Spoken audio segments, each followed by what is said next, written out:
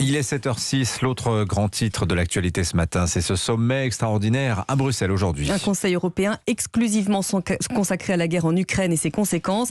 Sur la table des négociations, le soutien économique à l'Ukraine. L'Union européenne a déjà déboursé 4 milliards d'euros d'aide et réfléchit à une rallonge. Un nouveau prêt de 9 milliards d'euros sera d'ailleurs discuté. Et sur le terrain, après 3 mois de guerre, l'armée russe progresse kilomètre après kilomètre dans l'est du pays. Les séparatistes pro-russes ont revendiqué ce week-end la ville de Liman, carrefour stratégique du bassin minier du Donbass.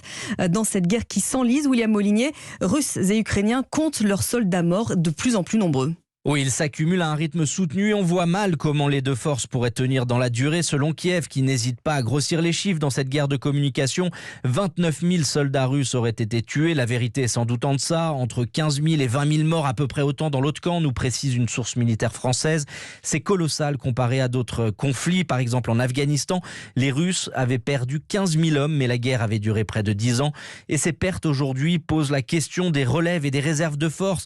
Selon Volodymyr Zelensky, l'Ukraine disposerait de 700 000 hommes armés, des militaires, mais aussi beaucoup de volontaires engagés dans la défense territoriale, contre 140 à 160 000 soldats russes ou pro-russes déjà dans le Donbass.